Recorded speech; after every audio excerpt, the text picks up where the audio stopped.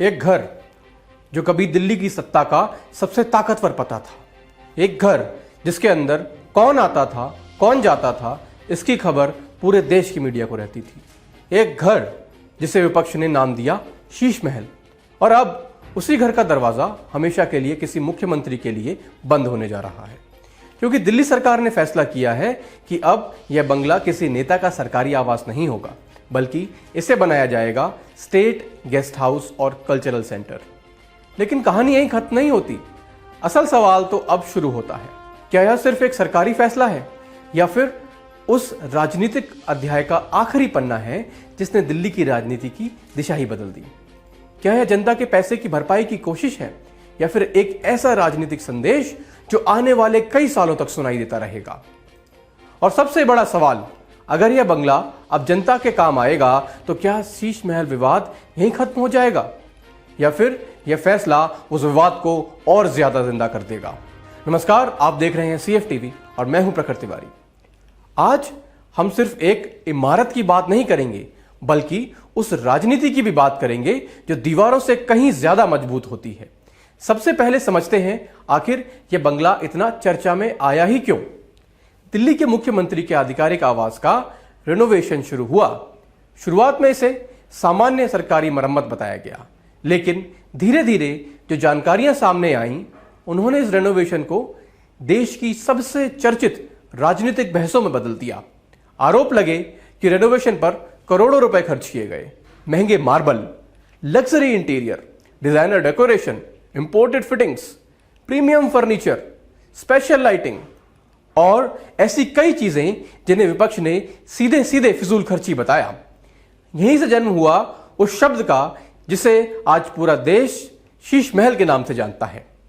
दिलचस्प बात यह है, यह नाम सरकार ने नहीं दिया, यह नाम किसी सरकारी दस्तावेज में भी नहीं मिलेगा, बल्कि यह पूरी तरह एक राजनीतिक नैरेटिव था जो इतना लोकप्रिय हुआ कि असली सरकारी नाम पीछे छूट गया और शीश महल लोगों की जुबान पर चढ़ गया। यहीं से लड़ाई सिर्फ ईंट पत्थर की नहीं रही, बल्कि इमेज की हो गई। एक तरफ वह पार्टी जो वर्षों से खुद को आम आदमी की पार्टी बताती रही, जो VIP कल्चर खत्म करने की बात करती रही, जो लाल बत्ती राजनीति के खिलाफ आंदोलन से निकली। दूसरी तरफ विपक्ष जो लगातार कह रहा था कि सादगी की राजनीति करने वाले नेता ने अपने लिए आलीशान महल बना लिया। यानी लड़ाई खर्च की कम और भरोसे की ज्यादा हो गई। लेकिन कहानी में एक और मोड़ आना अभी बाकी था, क्योंकि चुनाव बदले, सरकार बदली और अब उसी बंगले का भविष्य भी बदलने वाला है। आखिर नई सरकार ऐसा क्या करने जा रही है जो इस पूरे विवाद को एक बिल्कुल नई दिशा दे सकता है? यहीं से कहानी और भी दिलचस्प हो जाती है। तो अब सवाल यह है कि नई सरकार इस बंगले के साथ करना क्या चाहती है, क्योंकि अगर चाहती तो इसमें नया मुख्यमंत्री रह सकता था, अगर चाहती तो इसे किसी दूसरे मंत्री को आवंटित किया जा सकता था, अगर चाहती तो इसे वैसे ही बंद रखा जा सकता था। लेकिन सरकार ने इन तीनों रास्तों में से कोई रास्ता नहीं चुना, बल्कि एक चौथा रास्ता चुना, और यही फैसला आज पूरे देश में चर्चा का विषय बन गया है। रिपोर्ट्स के मुताबिक दिल्ली सरकार इस पूरे परिसर को अब स्टेट गेस्ट हाउस और कल्चरल सेंटर में बदलने जा रही है। यानी जहां कभी मुख्यमंत्री की राजनीतिक बैठकों का दौर चलता था, वहीं अब देश विदेश से आने वाले सरकारी मेहमान ठहरेंगे। जहां कभी कैबिनेट की रणनीति बनती थी, वहां अब सांस्कृतिक कार्यक्रम आयोजित किए जा सकते हैं। जहां कभी सत्ता के फैसले लिए जाते थे, वहां अब सम्मेलन, सेमिनार और सरकारी कार्यक्रम होने की योजना है। देखिए, राजनीति में फैसले सिर्फ प्रशासनिक नहीं होते, उनका सिंबलिज्म भी होता है। कई बार सरकारें किसी इमारत को बदलकर सिर्फ उसका उपयोग नहीं बदलती, बल्कि उससे जुड़ी पूरी राजनीतिक पहचान बदलने की कोशिश करती हैं। इतिहास में ऐसे कई उदाहरण मिलते हैं जहां सरकार बदलने के बाद नाम बदल दिए गए, योजनाएं बदल दी गईं, स्मारकों का इस्तेमाल बदल दिया गया, ताकि एक नया राजनीतिक संदेश दिया जा सके। अब योगी जी को ही देख लीजिए। और अब कई राजनीतिक विश्लेषक इसी फैसले को भी उसी नजर से देख रहे हैं, क्योंकि जिस बंगले को पिछले कई वर्षों तक बीजेपी लगातार शीश महल कहकर निशाना बनाती रही, आज उसी बंगले को VIP रेसिडेंस से पब्लिक यूटिलिटी में बदला जा रहा है। यानी सरकार सीधे शब्दों में चाहे कुछ भी कहे, लेकिन राजनीतिक संदेश साफ दिखाई देता है। संदेश यह कि सरकारी संपत्ति किसी एक नेता की नहीं बल्कि जनता की है। हालांकि सरकार का आधिकारिक पक्ष इससे थोड़ा अलग है। उसका कहना है इतनी बड़ी सरकारी इमारत का इस्तेमाल सिर्फ एक व्यक्ति के रहने के लिए करना व्यवहारिक नहीं है। अगर यही परिसर सरकारी मेहमानों, सम्मेलनों, सांस्कृतिक आयोजनों और प्रशासनिक बैठकों को काम आ सकता है तो उसका उपयोग उसी दिशा में होना चाहिए। कागजों पर देखें तो यह तर्क भी पूरी तरह असामान्य नहीं लगता, लेकिन क्या विपक्ष इस दलील से सहमत है? बिल्कुल नहीं। यहीं से कहानी में दूसरी आवाज सुनाई देती है। आप यानी आम आदमी पार्टी, उसके समर्थकों का तर्क बिल्कुल अलग हो सकता है। उनका कहना है यह फैसला प्रशासनिक कम और राजनीतिक ज्यादा है। उनके मुताबिक जिस बंगले को चुनावों के दौरान मुद्दा बनाया गया, अब उसी मुद्दे को जिंदा रखने के लिए उसका नया इस्तेमाल दिखाया जा रहा है। यानी एक ही फैसला लेकिन दो अलग अलग राजनीतिक कहानियां। एक कहती है वीआईपी कल्चर खत्म हो जाएगा, दूसरी कहती है पॉलिटिकल टारगेटिंग जारी है। अब सच किसके करीब है, इसका फैसला हम नहीं, जनता करेगी। लेकिन इस पूरी बहस में एक सवाल ऐसा है जिसका जवाब शायद सबसे ज्यादा महत्वपूर्ण है। अगर यह फैसला जनता के हित में है तो आखिर आम आदमी को इससे मिलेगा क्या? और क्या करोड़ों रुपए खर्च करके तैयार हुई इस इमारत का यही सबसे अच्छा इस्तेमाल है? लेकिन इस पूरे मामले का सबसे बड़ा सवाल अभी भी बाकी है। क्या यह फैसला सिर्फ एक इमारत का इस्तेमाल बदलने का है या फिर यह दिल्ली की राजनीति का नया अध्याय लिखने की शुरुआत है? क्योंकि राजनीति में कभी कभी इमारतें भी भाषण देने लगती हैं। वे बिना एक शब्द बोले संदेश देती हैं और शायद यह बंगला भी अब वही करने वाला है। जरा पिछले कुछ वर्षों को याद कीजिए। जब भी दिल्ली की राजनीति की बात होगी, 3 शब्द बार बार सुनाई देते थे। शीश महल का खर्च, यही 3 शब्द। यह सिर्फ विपक्ष का आरोप नहीं था, बल्कि चुनावी सभाओं से लेकर सोशल मीडिया तक इसे लगातार एक बड़े चुनावी मुद्दे के रूप में पेश किया गया। बीजेपी ने इसे यह कहकर प्रचारित किया कि जो नेता खुद को आम आदमी बताता था, मफलर पहनता था, नीली वैगनार में घूमता था, सत्ता में आने के बाद उसी वीआईपी संस्कृति का हिस्सा बन गया जिसका वह कभी विरोध किया करता था। यानी यह बहस केवल ईंट, सीमेंट और फर्नीचर की नहीं रही, बल्कि भरोसे और राजनीतिक छवि की बन गई।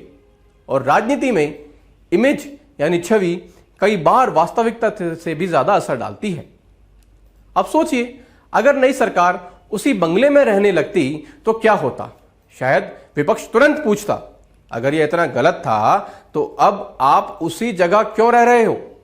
अगर उसे खाली छोड़ दिया जाता तो लोग कहते करोड़ों की सरकारी संपत्ति यूं ही बेकार पड़ी है। और अगर उसे बेचने की कोशिश होती तो कानूनी और राजनीतिक विवाद अलग खड़े हो जाते। यानी हर रास्ते में जोखिम था। शायद इसीलिए सरकार ने ऐसा रास्ता चुना जिससे वह यह कह सके कि यह संपत्ति अब किसी व्यक्ति की नहीं, जनता के काम आएगी। यही वजह है कि स्टेट गेस्ट हाउस और कल्चरल सेंटर वाला मॉडल सिर्फ प्रशासनिक निर्णय नहीं है, बल्कि एक राजनीतिक संदेश भी माना जा रहा है। कहानी का दूसरा पहलू भी सुनना जरूरी है। आप और उसके समर्थकों का कहना है कि अगर किसी सरकारी आवास के रेनोवेशन में अनियमितता हुई थी तो उसकी जांच होनी चाहिए, जिम्मेदारी तय होनी चाहिए। लेकिन एक इमारत का उपयोग बदल देने से पुराने आरोप न तो अपने आप साबित हो जाते हैं और न ही खत्म हो जाते हैं। उनका तर्क यह भी हो सकता है कि सरकार को भविष्य की योजनाओं पर ध्यान देना चाहिए, न कि हर समय अतीत की राजनीति को जिंदा रखने पर।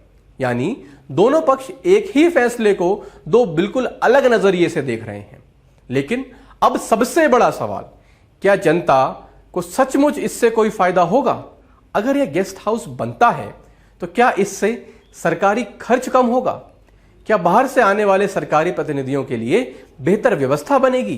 क्या कल्चरल सेंटर बनने के बाद दिल्ली के कलाकारों, युवाओं और सांस्कृतिक संस्थाओं को नया मंच मिलेगा? या फिर कुछ साल बाद यह इमारत भी बाकी सरकारी भवनों की तरह सिर्फ औपचारिक कार्यक्रमों तक सीमित रह जाएगी? यहीं पर इस फैसले की असली परीक्षा शुरू होगी।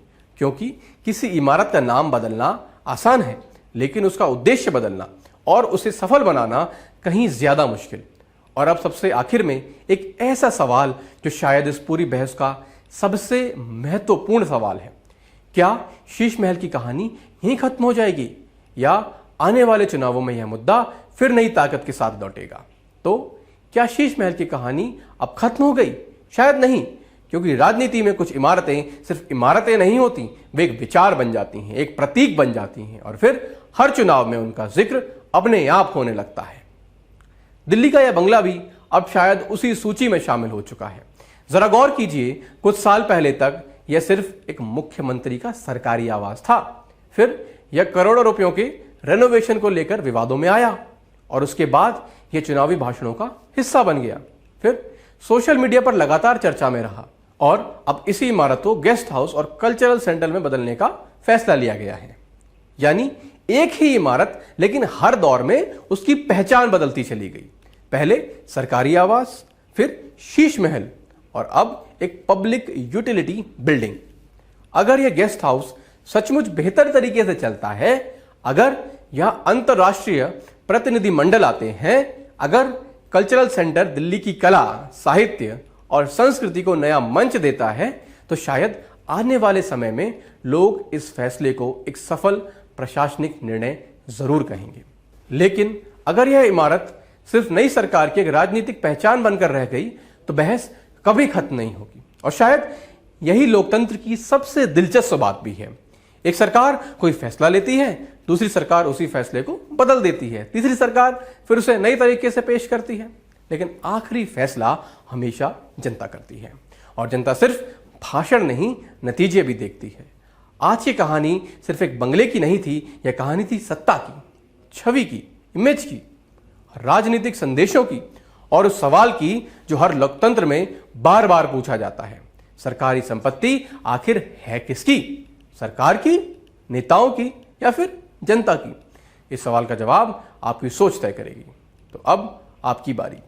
आपको क्या लगता है कि पूर्व मुख्यमंत्री के आवास को स्टेट गेस्ट हाउस और कल्चरल सेंटर में बदलना क्या सही फैसला है, या फिर आपको लगता है कि यह ज्यादा राजनीतिक संदेश है, प्रशासनिक फैसला कम है? अपनी राय कमेंट सेक्शन में जरूर लिखिएगा। अगर आपको यह वीडियो जानकारीपूर्ण लगा हो तो इसे लाइक कीजिए, अपने दोस्तों को शेयर कीजिए और CF टीवी को सब्सक्राइब जरूर कीजिए। धन्यवाद। जय हिंद।